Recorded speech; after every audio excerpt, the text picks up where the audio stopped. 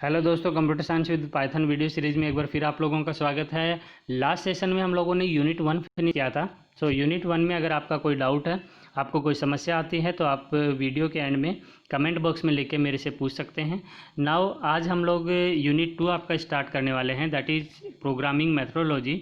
और इसमें जो फर्स्ट चैप्टर है आपका that is algorithm and flow chart. आज हम लोग बात करेंगे एल्गोरिथम्स और फ्लो चार्ट्स की। देखिए, जब भी आप प्रोग्रामिंग की बात करते हैं, पाइथन लैंग्वेज अगर आप पढ़ना चाह रहे हैं, स्टडी करेंगे, तो उससे पहले ज़रूरी है आपको समझ आए कि एल्गोरिथम्स क्या होते हैं और फ्लो चार्ट्स क्या होते हैं। कोई भी कॉम्प्लेक्स प्रोग्राम होता है उसको आसान बना देता है आपका एल्गोरिथम और फ्लो चार्ट। कैसे आसान बना देता है? क्योंकि एल्गोरिथम्स और फ्लो चार्ट में हम उस कॉम्प्लेक्स प्रोग्राम को स्मॉल मॉड्यूल्स में तोड़ के स्टेप बाय स्टेप समझते हैं, लिखते हैं और फिर हम उसको कोड करते हैं, फिर हम उसका प्रोग्राम बनाते हैं। तो हमारे लिए बड़ा आसान हो जाता है। किसी भी कॉम्प्लेक्स चीज़ को अगर हम मॉड्यूल्स में तोड़ के समझते हैं तो वो ज़्यादा आसान हो जाता है हमारे लिए। एल्गोरिथम्स क्या होते हैं? किसी भी जो कॉम्प्लेक्स प्रॉब्लम होती है आपकी, उसको स्टेप वाइज स्टेप लिखना ही आपका क्या कहलाता है? एल्गोरिथम कहलाता है। और आपका जो एल्गोरिथम्स के जो स्टेप्स हैं, अगर हम उसको किसी पिक्चर से डिनोट, किसी बॉक्सेस से आपके रेक्टेंगल या स्क्वायर बॉक्सेस से शो करते हैं और जो डेटा फ्लो होता है उसको एरो से शो करते हैं, तो वो आपका क्या कहलाता है? फ्लो चार्ट कहलाता है। यानी किसी भी एल्गोरिथम को हम लोग फ्लो चार्ट में कन्वर्ट कर सकते हैं। क्योंकि कई बार ऐसा होता है, आप डायग्राम से ज़्यादा अच्छे से हमें अगर एक्सप्लेन किया जाए तो ज़्यादा अच्छे से समझ आता है, तो हम अपने एल्गोरिथम को कन्वर्ट कर सकते हैं किसमें? फ्लो चार्ट के अंदर। नाउ एल्गोरिथम्स क्या होते हैं? Step by step process for solving well defined computational problem. किसी भी कॉम्प्लेक्स रियल लाइफ प्रॉब्लम को अगर हम स्टेप बाय स्टेप प्रोसेस करते हैं, उसको स्टेप बाय स्टेप समझते हैं या लिखते हैं, तो वो क्या कहलाता है? आपका एल्गोरिथम कहलाता है। और बात अगर मैं करूँ फ्लो चार्ट की, that is type of diagram that represent an algorithm और प्रोसेस। किसी भी एल्गोरिथम या प्रोसेस को अगर आप डायग्राम से समझाते हैं तो वो आपका क्या कहलाता है? आपका फ्लो चार्ट कहलाता है। और उसके लिए आप डिफरेंट बॉक्सेस का यूज़ करते हैं, एरो कीज का यूज़ करते हैं। नाउ जो एल्गोरिथम आपका होता है, एल्गोरिथम क्या होता है? एक इफ़ेक्टिव मेथड होता है आपको किसी भी इंस्ट्रक्शन को या किसी फंक्शन को समझाने के लिए कि उसका इनिशियल स्टेट क्या है, उसका प्रोसेसिंग पार्ट क्या है और फाइनल स्टेट उसका क्या है, उसका फाइनल आउटपुट क्या है, वो आप एल्गोरिथम से अच्छे वे में समझा सकते हैं। एक छोटा सा एग्जांपल जो आपकी बुक में दिया है, बड़ा ही सुंदर एग्जांपल है कि अगर आपको मैगी या नूडल्स बनाना है, तो देखिए प्रोसेस आप क्या करते हैं। तो अगर आप उस प्रोसेस स्टेप वाइज अगर आप उसको नोट करते हैं तो आप देखो इस तरीके से नोट करोगे, और यही आपका क्या कहलाता है? एल्गोरिथम कहलाता है। क्या कहलाता है? इसको बोलते हैं एल्गोरिथम।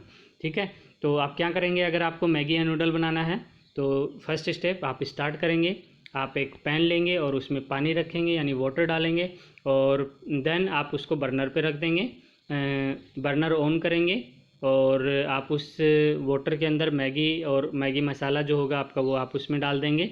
2 मिनट तक आप उसको बॉईल करेंगे। देन आप जो आपका पैन है उसको हटा लेंगे वहाँ से, एंड किसी स्पून या फोर्क की हेल्प से आप उसको जो मैगी आपने ली है उसको सर्व करेंगे किसी प्लेट के अंदर, एंड आपका प्रोसेस स्टॉप हो जाएगा।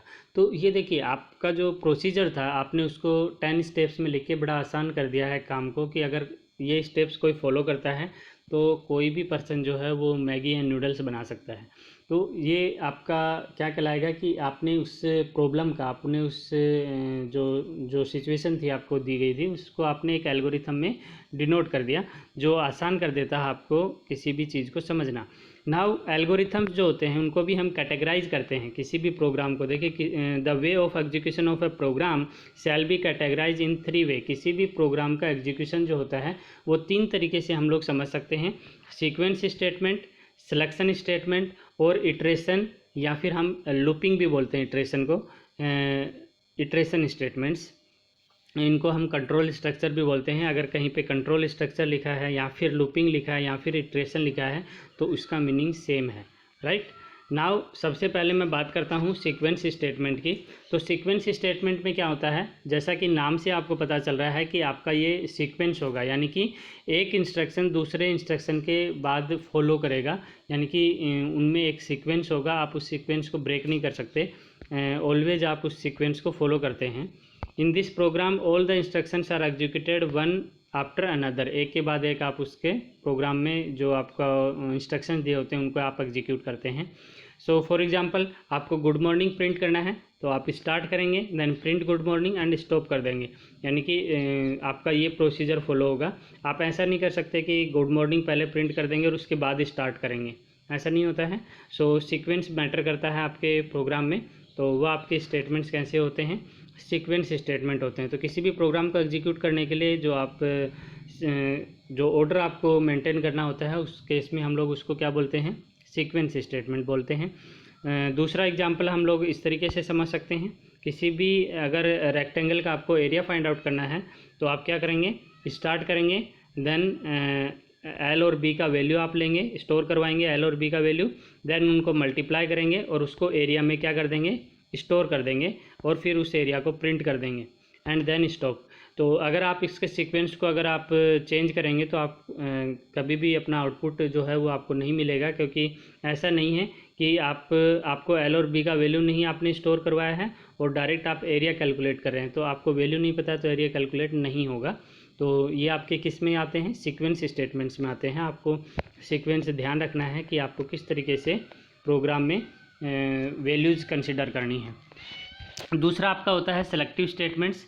ऐसे प्रोग्राम्स जिनमें कुछ पोर्शन जो होता है आपका, some portion of the program is executed based upon the conditional test, यानी कि कंडीशन चेक होगी और उस कंडीशन के बिहाफ पे डिसीजन लिया जाएगा कि आपको क्या करना है। तो वो आपके स्टेटमेंट्स कैसे कहलाते हैं, सेलेक्टिव स्टेटमेंट्स कहलाते हैं।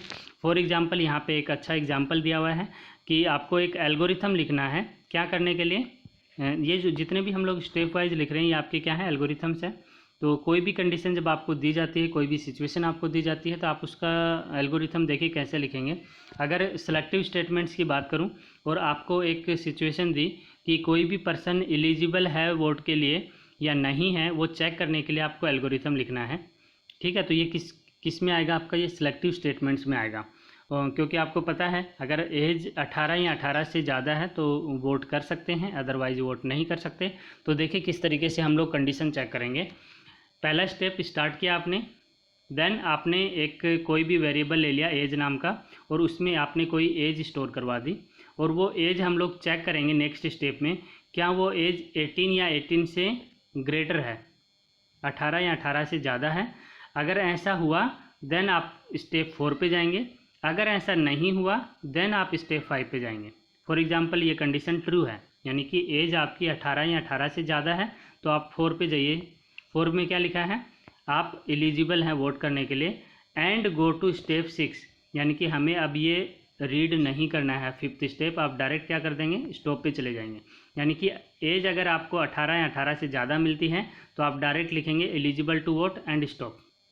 अगर ऐसा नहीं हुआ, फॉर एग्जांपल एज जो है आपकी 12 है और यहाँ पे कंडीशन आ गई फॉल्स, तो वो इसको नहीं पढ़ेगा, वो क्या पढ़ेगा, एल्स पार्ट को पढ़ेगा यहाँ पे, एल्स स्टेप 5, यानी कि डायरेक्ट किस में जाना है, स्टेप 5 में। अब स्टेप 4 नहीं पढ़ा जाएगा, आप जाएंगे स्टेप 5 में, वहाँ पे लिखा है नॉट एलिजिबल टू वोट। अगर आपकी एज 18 से कम है, 12 है, तो आप क्या करेंगे, स्टेप 5 पे जाएंगे। स्टेप 5 में लिखा नॉट एलिजिबल टू वोट, यानी कि आप वोट नहीं कर सकते हैं और स्टॉप कर देंगे। तो इस तरीके से जब आप कंडीशन चेक करते हैं और उस कंडीशन के बिहाफ पे आप कोई डिसीजन लेते हैं तो वो आपका क्या कहलाता है, सेलेक्टिव स्टेटमेंट्स में आता है और उसके रेस्पेक्टिव एल्गोरिथम आप इस तरीके से लिख सकते हैं। एक और एग्जांपल यहाँ पे लिया हुआ है, अच्छा एग्जांपल है। आपको एल्गोरिथम लिखना है, किसी भी नंबर को चेक करना है कि वो पॉजिटिव है, नेगेटिव है या फिर 0 है। तो आप क्या करेंगे, स्टार्ट करेंगे और उसके बाद कोई n वेरिएबल के अंदर कोई वैल्यू स्टोर करवा लेंगे जिसको आपको चेक करना है ना। उस वैल्यू को आप चेक करेंगे नेक्स्ट स्टेप में, n इज़ ग्रेटर देन 0, क्या वो जो वैल्यू है वो 0 से बड़ी है। अगर बड़ी है तो आप क्या करेंगे, स्टेप 5 पे जाएंगे, यानी कि 4 को आप क्या कर देंगे, स्किप कर देंगे। और 5 पे क्या लिखा है, given number is a positive number and go to step 8। Stop 8 जो होगा वो स्टॉप होगा, आप स्टॉप कर देंगे, ठीक है। अगर ऐसा नहीं हुआ, ओके, फॉर एग्जांपल ऐसा नहीं होता है कि n का वैल्यू 0 से बड़ा नहीं है, तो वो 5th स्टेप नहीं पड़ेगा, वो क्या करेगा, स्टेप 4 पे जाएगा। स्टेप 4 में हम लोगों ने दोबारा कंडीशन चेक की है, क्या n 0 से छोटा है, n इज लेस देन 0 का मीनिंग क्या है कि जो वैल्यू आपने n में स्टोर करवाई है वो 0 से कम है। अगर ऐसा है देन गो टू स्टेप 6, यानी कि आप 5 नहीं पढ़ेंगे, आप डायरेक्ट 6 पे जाएंगे कि गिवन नंबर है वो नेगेटिव नंबर है। और गो टू स्टेप 8 का मतलब स्टॉप, आपका वैल्यू क्या हो गया, जो नंबर आपने लिया है वो नेगेटिव है। एंड अगर ये कंडीशन भी आपकी फॉल्स होती है, देखिए स्टेप 3 में भी आपको कंडीशन फॉल्स मिलती है, आप स्टेप 4 पे जाएंगे, स्टेप 4 की कंडीशन भी आपको फॉल्स मिलती है तो आप स्टेप 7 पे जाएंगे। और स्टेप 7 में क्या लिखा है, प्रिंट गिवन नंबर इज 0, यानी कि ना तो वैल्यू अगर 0 से बड़ी नहीं है 0 से छोटी नहीं है, इसका मतलब वैल्यू क्या है 0 के इक्वल है, तो आप डायरेक्ट प्रिंट कर देंगे given number is 0 and stop कर देंगे। तो इस तरीके से आप कंडीशन चेक करते हैं कि आपका जो नंबर गिवन है उसको कैसे आपको टेस्ट करना है। अगर इस तरीके की कंडीशन बेस्ड आपके पास स्टेटमेंट्स होते हैं तो हम उनको सिलेक्टिव स्टेटमेंट्स बोलते हैं। क्या बोलते हैं, selective statements. Now sequence statements और सिलेक्टिव स्टेटमेंट्स के बाद आपका जो थर्ड वन होता है that is your iterative statements. Iterative मैंने अभी बताया था, समटाइम्स हम इसको लूपिंग भी बोलते हैं, समटाइम हम लोग इसको कंट्रोल स्ट्रक्चर भी बोलते हैं। कंफ्यूज नहीं होना है, मीनिंग जो है वो सेम रहता है।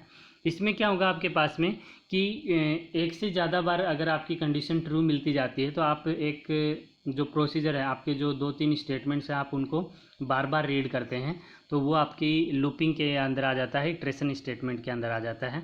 फॉर एग्जांपल अगर आपको कोई बोले कि आपको एक एल्गोरिथम लिखना है to print all natural number up to n, यहाँ पे वैल्यू आप जो भी लेंगे, फॉर एग्जांपल 5 मैं ले लेता हूँ, ठीक है, कि आपको अप टू 5 तक नेचुरल नंबर्स को क्या करना है, प्रिंट करवाना है। तो देखिए आप कैसे करेंगे। स्टार्ट किया आपने, टेक एनी नंबर, आपने कोई n में कोई भी वैल्यू ले लिया, ठीक है, आपने फॉर एग्जांपल 1 ले लिया, ओके। स्टोर 1 इन i, आपने एक और वेरिएबल ले लिया, सॉरी n, जो आपने n में वैल्यू जो ली है आपने n up to m number था तो मैंने कहा 5 नंबर तक हमें करना, तो n की वैल्यू हमने 5 ले लिया। एक और वेरिएबल हमने ले लिया i और उसमें वैल्यू हमने ले लिया 1। Check i value if i is less then n, हम चेक करेंगे क्या 1 5 से लेस है, ओके। कंडीशन अगर ट्रू मिल गई तो हम स्टेप 5 पे जाएंगे, i को क्या कर देंगे, प्रिंट कर देंगे, यानी कि अब प्रिंट क्या हो गया, 1 प्रिंट हो गया। इंक्रीमेंट i वैल्यू बाय 1, अब i की वैल्यू को 1 बढ़ा दिया, यानी कि i की वैल्यू बढ़ के क्या हो गई, अब 2 हो गई।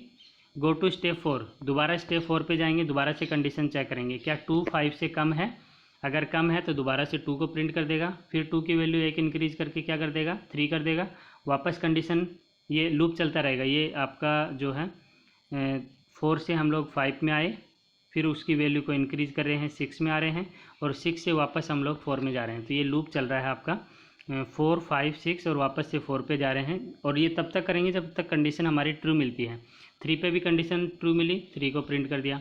4 पे कंडीशन ट्रू मिली, 4 को प्रिंट कर दिया। 5 पे कंडीशन ट्रू मिली, 5 को प्रिंट कर दिया। अब वैल्यू बढ़ के 5 के बाद क्या हो जाएगी, 6 हो जाएगी। फिर हम लोग चेक करेंगे क्या 6 लेस देन या इक्वल है 5 के, कंडीशन फॉल्स। कंडीशन फॉल्स हुआ तो हमारे पास एल्स क्या हो गया, गो टू स्टेप 8, और 8 में हम लोगों ने लिखा है स्टॉप, यानी कि यहाँ पे हम लोग स्टॉप हो जाएंगे। तो हमारा क्या प्रिंट हुआ, 1 2 3 4 और 5, यानी कि अप टू 5 आपके नेचुरल नंबर्स आपको प्रिंट हो जाएंगे। तो इस तरीके से हम लोग इसको क्या करते हैं, इटरेशन वाले जो आपके पार्ट होते हैं, यानी कि जहाँ पे हमें लूप की ज़रूरत होती है वहाँ पे हम लोग इटरेशन स्टेटमेंट्स का यूज करते हैं। और ये 3 तरीके के स्टेटमेंट्स हम लोग जनरली प्रोग्राम के अंदर यूज करते हैं। और होप कि आपको जो कॉन्सेप्ट एल्गोरिथम का वो समझ आ गया होगा कि कैसे किसी भी प्रॉब्लम को आप स्टेप बाय स्टेप डिनोट करते हो तो वो उस एल्गोरिथम कहलाता है। नाउ अगर आपका कोई एल्गोरिथम है उसको आप डायग्राम से शो करते हैं, ग्राफिकली शो करते हैं, तो वो आपका क्या कहलाता है, फ्लो चार्ट कहलाता है। और फ्लो चार्ट जो है उसमें हम लोग जो सिंबल्स यूज करते हैं वो आप एक बार समझ लें कि स्टार्ट और स्टॉप के लिए हम लोग इस तरीके से इलिप्स यूज़ करते हैं। इनपुट आउटपुट के लिए इस तरीके से हम लोग जो आपका क्वाड्रिलेटरल होता है वो यूज़ करते हैं। प्रोसेसिंग पार्ट के लिए हम लोग रेक्टेंगल का यूज़ करते हैं। जो डिसीजन बॉक्स है जहाँ पे हमें डिसीजन यानी कंडीशन चेक करना होता है तो हम लोग क्या करते हैं, इस तरीके से डायमंड बॉक्स का यूज़ करते हैं। और फ्लो ऑफ कंट्रोल को शो करने के लिए हम लोग क्या करते हैं, एरो का यूज़ करते हैं। और कनेक्टर्स का यूज़ करने के लिए हम लोग क्या करते हैं, सर्कल का यूज़ करते हैं। तो ये सिंबल्स हैं जो हम लोग अपने जो फ्लो चार्ट बनाते हैं यानी कि ग्राफिक्स शो करते हैं किसी भी एल्गोरिथम का, तो इनका यूज़ हम लोग करते हैं। एग्जाम्पल से समझते हैं, ज़्यादा आसानी होगी हमारे लिए। Draw a flow chart to find a simple interest. आपको सिंपल इंटरेस्ट निकालना है, तो सिंपल इंटरेस्ट निकालने के लिए सबसे पहले आपको पता होना चाहिए आपको क्या क्या रिक्वायर्ड होता है। तो कैसे शुरू करेंगे, देखिए स्टार्ट बटन पे क्लिक किया, स्टार्ट बनाया हमने। स्टार्ट के बाद में हमें क्या क्या रिक्वायर्ड है वो हम एज एन इनपुट लेते हैं, और इनपुट के लिए मैंने कहा कि आपको इस तरीके का जो क्वाड्रिलेटरल है वो यूज करना है।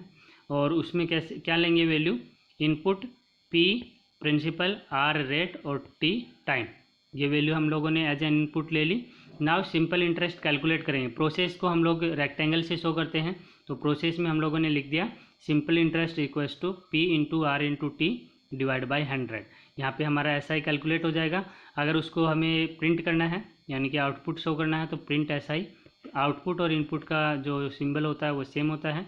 एंड देन स्टॉप कर देंगे। स्टॉप और स्टार्ट का भी सिंबल आपका क्या होता है, सेम होता है। तो ये आपका सिंपल क्या हो गया, इसी को हम अगर स्टेप्स में लिखते तो वो एल्गोरिथम हो जाता है, और उसी को हमने अगर डायग्राम में शो कर दिया तो ये आपका फ्लो चार्ट हो गया सिंपल इंटरेस्ट कैलकुलेट करने के लिए। ऐसा ही और एग्जांपल से हम लोग समझ सकते हैं। सेलेक्टिव स्टेटमेंट को कैसे समझेंगे, देखिए फ्लो चार्ट से। Draw a flow chart to find a bigger number among two numbers. आपको कोई दो नंबर एज एन इनपुट लेना है, और उसमें से बड़े नंबर को आपको क्या करना है, प्रिंट करना है। तो देखिए बड़ा ही आसान है, आपने स्टार्ट किया और दो नंबर्स एज एन इनपुट ले लिए, A और B। अब कंडीशन चेक करने के लिए मैंने कहा था कि आपको डायमंड बॉक्स लेना होता है। यहाँ पे चेक कर रहे हैं is A greater than B। Condition अगर ट्रू मिलेगी, A बड़ा है B से, कंडीशन अगर ट्रू है तो आप यस को फॉलो करेंगे और यहाँ पे प्रिंट करवा देंगे A इज़ बिग। अगर कंडीशन फॉल्स हुई दैट मीन्स वो नो पार्ट में जाएगा, और नो पार्ट में आपने क्या कर दिया, अगर A बड़ा नहीं है B say that means definitely B बड़ा है, तो आप प्रिंट कर देंगे B इज़ बिग। और दोनों ही केस जो हैं वो स्टॉप को फॉलो करेंगे, यानी कि स्टॉप की तरफ जाएंगे। यानी कि अगर पहली कंडीशन ट्रू मिल गई तो आपका A प्रिंट हो जाएगा और स्टॉप पे चले जाएंगे हम लोग। और अगर ऐसा नहीं हुआ, आपकी कंडीशन फॉल्स मिली तो B बड़ा है और देन आप उसको स्टॉप कर देंगे। तो इस तरीके से जब आप कंडीशन को चेक करना होता है तो आपका सिलेक्टिव स्टेटमेंट्स होता है, उसका भी हम लोग क्या कर सकते हैं, फ्लो चार्ट जनरेट कर सकते हैं। इन ए सिमिलर मैनर अगर आपको कोई बोलता है कि आपको फैक्टोरियल फाइंड आउट करने के लिए कोई फ्लो चार्ट बनाना है। फैक्टोरियल पहले मैं बता दूं होता क्या है, किसी भी नंबर का फैक्टोरियल कैसे फाइंड आउट करते हैं, आपको उसी डिजिट को आपको मल्टीप्लाई करना होता है अप टू 1। यानी कि अगर आपका 3 है, 3 फैक्टोरियल है, दैट मीन्स वो क्या होगा, डिक्रीजिंग ऑर्डर में आप उसको मल्टीप्लाई करते हैं 3 इंटू 2 इंटू 1 अप टू कहाँ तक, 1 तक। ठीक है, जैसे 5 फैक्टोरियल है तो 5 फैक्टोरियल क्या होगा, 5 इंटू 4 इंटू 3 इंटू 2 इंटू 1। तो ये आपका क्या हो जाता है, 5 फैक्टोरियल। तो किसी भी वैल्यू का फैक्टोरियल अगर हमें फाइंड आउट करना है तो आप कैसे करेंगे, देखिए स्टार्ट, जिस नंबर का फैक्टोरियल आपको निकालना है वो एज एन इनपुट हम लोग ले लेंगे। n आपका नंबर है जिसका आपको फैक्टोरियल फाइंड आउट करना है। नाउ दो आप प्रोसेसिंग के टाइम आप दो वैल्यू लेंगे, एक i और एक f। ओके, नाउ i का वैल्यू जो है इन दोनों को इनिशियलाइज कर देंगे 1 1 से। नाउ चेक करेंगे क्या i less than equals to n है, जो i का वैल्यू है यानी कि 1 है, तो क्या आपका गिवन नंबर भी वही है जो आपका i है, और या फिर उससे i जो है वो आपका उस नंबर से छोटा है। अगर ऐसा नहीं है तो आप डायरेक्ट उसी नंबर को, जैसे 1 है तो 1 का फैक्टोरियल 1 ही होता है, तो आप डायरेक्ट प्रिंट कर देंगे f, यानी कि 1 का फैक्टोरियल आप 1 प्रिंट कर देंगे और स्टॉप कर देंगे। अगर ऐसा नहीं है देन आप क्या करेंगे, देखिए आप अगेन जाएंगे, चेक करेंगे उस वैल्यू को, और जो f है आपका, f में जो वैल्यू है 1, तो 1 इंटू 1, फिर उसको i को इंक्रीज कर देंगे, 1 की जगह 2 हो गया तो 1 इंटू 2, फिर 2 की जगह 3 हो गया, 2 इंटू 1 इंटू 2 इंटू 3, फिर आपका 1 इंटू 2 इंटू 3 हो गया, तो आपका एक वैल्यू और इंक्रीज करते जा रहे हैं i की वैल्यू को, इंटू 4, और n का वैल्यू अगर 5 था तो अप टू 5 के बाद अगर कोई वैल्यू लेंगे तो वो आपका कंडीशन क्या हो जाएगा, यहाँ पे फॉल्स हो जाएगा। तो जैसे कंडीशन फॉल्स होगा तो आपने ये कैलकुलेट कर लिया है, आप उसको प्रिंट कर देंगे और स्टॉप हो जाएंगे। तो इस तरीके से आपका जो लूप है वो आप चलाएंगे जब आपको फैक्टोरियल फाइंड आउट करना है। तो इस तरीके से उसको फ्लो चार्ट से डिनोट कर सकते हैं किसी भी वैल्यू को। नाउ अगर आपको कोई फ्लो चार्ट बनाना है biggest number among n numbers, अभी जो हम लोगों ने देखा था वो सिर्फ 2 नंबर्स में से एक बड़ा नंबर फाइंड आउट करने के लिए था। ऐसे ही अगर आपके पास बहुत सारे नंबर दिए हैं और उसमें से कोई एक नंबर को आपको आइडेंटिफाई करना है कि जो बिगेस्ट वन है, सबसे बड़ा है, उसको शो करना है, तो उसके लिए फ्लो चार्ट कैसे डिनोट होगा देखिए। सिंपल आप इनपुट ले लेंगे एन कि किस नंबर का आपको फाइंड आउट करना है, कितने नंबर्स का आप ले रहे हैं एज एन इनपुट, और ए इनपुट ले लेंगे कि ए कोई वैल्यू है, वेरिएबल है, जिसमें हम कोई भी वैल्यू अज्यूम करके चलेंगे कि वो आपका बिगेस्ट वन है। आई का वैल्यू 0 लिया और बिग में ए वैल्यू आपने इनपुट कर दिया कि ए जो वैल्यू है वो आपका बिगेस्ट वन है, और उसको आप चेक करेंगे क्या I is less than equal to N, क्या जो आई वैल्यू है आपका वो एन जो आपका गिवन नंबर ऑफ इनपुट्स हैं उससे इक्वल है या स्मॉल है। अगर ऐसा है, यस आता है, तो आप ए को एज एन इनपुट लें और उसको चेक करें क्या वो बड़े नंबर से छोटा है या बड़ा है। अगर बिग लेस है देन आप क्या करेंगे, बिग ए की जो वैल्यू होगी वो बिग में स्टोर करवा देंगे और आई को इंक्रीज कर देंगे और वापस से कंडीशन चेक करेंगे। अगर ऐसा नहीं है तो आप आई को क्या करेंगे, सिंपल आई प्लस वन और वापस कंडीशन चेक करेंगे। आप इसमें वैल्यू रिवर्स नहीं करेंगे, यानी कि आप उसकी वैल्यू बिग में स्टोर नहीं करवाएंगे। इन अ सिमिलर मैनर अगर आप ऐसा चेक करते रहे, फॉर एग्जांपल आपके पास नंबर है 1 2 9 5, ओके, तो आपने 1 को चेक कर लिया इनसे, अगर वो नहीं है तो ठीक है, देन आपका बिग में वही रहेगा। 2 को चेक किया सबसे, 2 1 से बड़ा आ गया तो बिग में क्या आ गया आपके पास 2 आ गया। फिर 9 है, 9 आपका इन नंबर से बड़ा है तो 9 बिग में आ गया। फिर आपने 5 देखा, 5 नहीं है तो वो उसको बिग में स्टोर नहीं करवाएगा, यहीं से डायरेक्ट आपका रिवर्स हो जाएगा। और अब आपकी सारी नंबर्स चेक हो गए, 4 नंबर थे, चारों नंबर चेक हो गए। उसके बाद आप क्या करोगे, जो बिग में आपका डेटा से था वो क्या है, अब 9 था तो आप उस 9 को प्रिंट कर देंगे। तो इस तरीके से फ्लो चार्ट डिनोट कर सकते हैं आप लोग, ठीक है। ये आपका हो गया कि आपको इटरेटिव वो आपको सेलेक्टिव अगर करना था, यानी डिसीजन मेकिंग वाले आपके फ्लो चार्ट्स थे। अगर आपको फाइनाइट या इन्फिनाइट लूप के बारे में बात करें, इटरेशन की बात करें, जिसमें आपका एक लूप जो है बार बार रिपीट होता है, तो उस केस में आप फ्लो चार्ट कैसे जनरेट करेंगे वो भी आप देख लीजिए। आपको फॉर एग्जांपल प्रिंट करना है नंबर फ्रॉम 1 टू इन्फिनाइट, तो आप क्या करेंगे, स्टार्ट करेंगे, इनपुट लेंगे कि कितने नंबर्स आपको एज एन प्रिंट करने हैं। एन नंबर्स आपने लिया, आई इक्वस टू 1, और कंडीशन चेक किया I is less than equal to N. अगर वो आपके उस मैक्सिमम नंबर से कम आता है तो आप उसको प्रिंट करते हैं और वो रिपीट करते रहते हैं बार बार। वापस चेक करेगा, वापस उससे कम नंबर है दोबारा से प्रिंट कर देगा, फिर उससे छोटा नंबर है फिर से प्रिंट कर देगा, और अप्रोक्स जब वो इन्फिनाइट हो जाता है नंबर, यानी कि लास्ट नंबर पहुंच जाता है, एन का वैल्यू इन्फिनाइट है, तो आप उसको उस केस में आप उसको क्या कर देंगे, स्टॉप कर देंगे। यानी कि वो क्या करेगा, एक पूरी सीरीज़ आपकी 1 टू इन्फिनाइट आपको प्रिंट कर देगा। तो इस तरीके से आप लूप की हेल्प से क्या कर सकते हो, किसी भी फ्लो चार्ट से लूप जो होता है, इटरेशन जो होता है, प्रोग्राम एग्जीक्यूशन आपका लूप में है तो उसको भी आप फ्लो चार्ट से डिनोट कर सकते हैं। सो ये आपका जो चैप्टर 1 है यूनिट 2 का वो फिनिश हो जाता है यहाँ पे। फ्लो चार्ट और एल्गोरिथम से रिलेटेड अगर आपका कोई डाउट है तो आप मेरे से पूछ सकते हैं कमेंट बॉक्स में। So keep watching and keep learning. अगर आपका कोई सुझाव है तो आप ज़रूर मुझे दीजिए, सच दैट उसको हम लोग इम्प्रूव कर सकें। Thank you.